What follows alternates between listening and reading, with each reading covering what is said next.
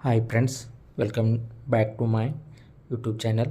ಇವತ್ತು ರವಿಶಾಸ್ತ್ರಿ ಆಯ್ಕೆ ಮಾಡಿದ್ದ ಸರ್ವಕಾಲಿಕ ಶ್ರೇಷ್ಠ ಟಾಪ್ 5 ಭಾರತೀಯ ಕ್ರಿಕೆಟಿಗರನ್ನು ಆಯ್ಕೆ ಮಾಡಿದ್ದರ ಕುರಿತು ಒಂದೊಂದಾಗಿ ಯಾರು ಎಂದು ನೋಡುತ್ತಾ ಹೋಗೋಣ ಬನ್ನಿ. ಮೊಟ್ಟ ಮೊದಲಿಗೆ ರವಿಶಾಸ್ತ್ರಿ ಅವರು ತಮ್ಮ ಮೊದಲ ಆಯ್ಕೆಯಾಗಿ ಗಾಡ್ ಆಫ್ ಕ್ರಿಕೆಟ್ ಎನಿಸಿಕೊಂಡ ಸಚಿನ್ ತೆಂಡೂಲ್ಕರ್ ಅವರ ಹೆಸರನ್ನು ತೆಗೆದುಕೊಂಡಿದ್ದಾರೆ. ಹಾಗೂ ಎರಡನೇ ಆಯ್ಕೆಯಾಗಿ ಚೇಸಿಂಗ್ ಮಾಸ್ಟರ್ ರನ್ ಮಷಿನ್ ಎನಿಸಿಕೊಂಡ ಕಿಂಗ್ ಕೊಹ್ಲಿ ವಿರಾಟ್ ಕೊಹ್ಲಿ ಹೆಸರನ್ನು ತೆಗೆದುಕೊಂಡಿದ್ದಾರೆ. ಮೂರನೇ ಆಯ್ಕೆಯಾಗಿ ಕ್ಯಾಪ್ಟನ್ ಕೂಲ್ ಎಂದೇ ಹೆಸರುವಾಸಿಯಾದ MS ಧೋನಿ ಹೆಸರನ್ನು ತೆಗೆದುಕೊಂಡಿದ್ದಾರೆ.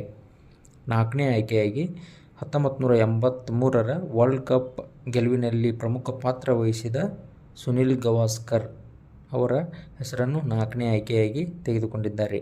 ಹಾಗೂ ಕೊನೆಯ ಆಯ್ಕೆಯಾಗಿ ಅಂದರೆ 5ನೇ ಆಯ್ಕೆಯಾಗಿ ಭಾರತಕ್ಕೆ ಮೊದಲ ವಿಶ್ವಕಪ್ ತಂದುಕೊಟ್ಟ ನಾಯಕ ಕಪಿಲ್ ದೇವ್ ಅವರ ಹೆಸರನ್ನು ತೆಗೆದುಕೊಂಡಿದ್ದಾರೆ.